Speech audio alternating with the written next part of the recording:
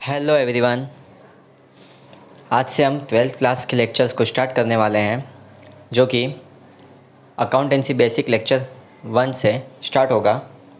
इस लेक्चर में हम 11th क्लास के कुछ बेसिक्स पॉइंट्स को क्लियर करेंगे। उसके बाद से हम 12th क्लास के लेक्चर्स को स्टार्ट करेंगे। तो चलिए स्टार्ट करते हैं। तो चलिए अब हम जानते हैं कि अकाउंटेंसी क्या है और उसे हम क्यों पढ़ते हैं। तो मैं आपको बता दूं, अकाउंटेंसी एक लैंग्वेज है। जिस तरह हम किसी पर्सन से बात करते हैं तो हमें उस पर्सन की लैंग्वेज आनी चाहिए, तभी हम उसकी बातों को समझ पाएंगे।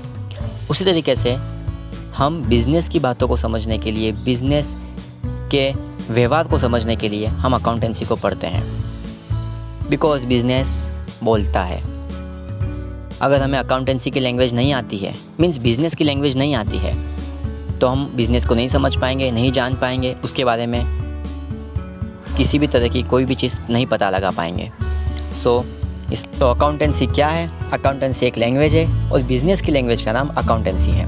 और हम अकाउंटेंसी क्यों पढ़ते हैं? क्योंकि बिज़नेस को जानने और समझने के लिए हम अकाउंटेंसी को पढ़ते हैं। तो चलिए अब हम अकाउंटेंसी की डेफिनेशन को समझते हैं। देखिए, बिज़नेस के अंदर बहुत सारे ट्रांजैक्शंस होते हैं, बहुत सारे घटनाएँ होती हैं, और कुछ घटनाएं ऐसी होती है जिनको मनी में मेज़र कर सकते हैं, और कुछ घटनाएं ऐसी होती है जिनको मनी में मेज़र नहीं कर सकते हैं।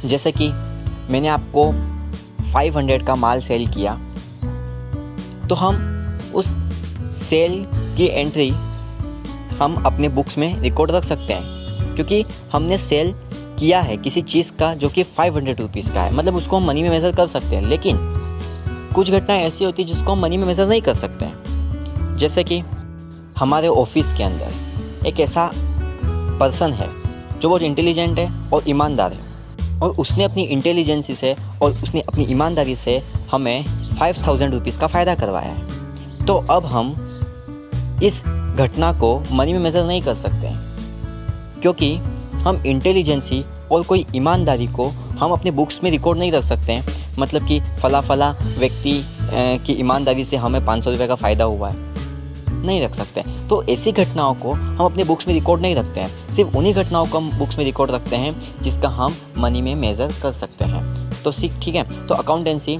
एक प्रोसेस है जिसको हम मनी में मेज़र कर सकते हैं। उन घटनाओं को रिकॉर्ड रखें, उनकी समरी बनाएं और उनका सही ढंग से एनालाइज करें, और ये पता लगाएं कि हमें प्रॉफिट हुआ है या लॉस हुआ है, हमारी सिचुएशन कैसी है, फाइनेंशियल सिचुएशन कैसी है। तो इन सब का पता लगाने के लिए हम 3 तरह के स्टेटमेंट्स बनाते हैं। पहला है प्रॉफिट एंड लॉस अकाउंट, दूसरा है बैलेंस शीट, और तीसरा है कैश फ्लो स्टेटमेंट। चलिए अब हम जानते हैं कि अकाउंट्स हम क्यों रखते हैं या क्यों बनाते हैं। देखिए, उसके पीछे बहुत सारी रीज़न है अकाउंट्स बनाने के पीछे। तो सबसे पहला रीज़न ये होता है कि हमारे बिज़नेस के अंदर बहुत सारे डाटाज हमें मिलते हैं, मीन्स बहुत सारी घटनाएं होती, बहुत सारे ट्रांजेक्शन होते हैं। तो उन डाटाज को हमें सिस्टमेटिकली ढंग से हमें रखना होता है, और उसके बाद उनकी समरीज़ बनानी होती है, उन्हें क्लासीफाई करके अलग अलग तरह के समरीज़ बना के उनका एनालाइज करना होता है। ठीक है, जिससे कि हम उन डाटा को जब चाहे तब हम उससे निकाल सकें, किसी को देना हो तो हम उसे दे सकें। ठीक है, और उस डाटा को कलेक्ट करने के बाद, एनालाइज करने के बाद हम ये पता लगा सकें कि हमें प्रॉफिट हुआ है या लॉस हुआ है, हमारे कितने एक्सपेंसेस हुए हैं, कितने रेवेन्यू हुए हैं। ठीक है, हमारे पास असेट्स कितनी है, लायबिलिटीज़ कितनी हैं, तो ये सारी चीज़ें। और उसके बाद हम इन डाटा को कलेक्ट करने के बाद में, एनालाइज करने के बाद में हम कुछ स्टेटमेंट्स बनाते हैं, जैसा कि हमने पहले बात करी। और उन स्टेटमेंट्स को दूसरे लोगों तक पहुंचाने के लिए भी हम अकाउंट्स को रखते हैं। तो चलिए अब हम देखते हैं कि अकाउंटिंग कितनी तरीके से कर सकते हैं। अकाउंटिंग की 3 ब्रांचेस होती है, मीन्स अकाउंटिंग को 3 तरीके से कर सकते हैं। पहली होती है फाइनेंशियल अकाउंटिंग, दूसरी होती है कॉस्ट अकाउंटिंग, तीसरी होती है मैनेजमेंट अकाउंटिंग। सबसे पहला होता है फाइनेंशियल अकाउंटिंग।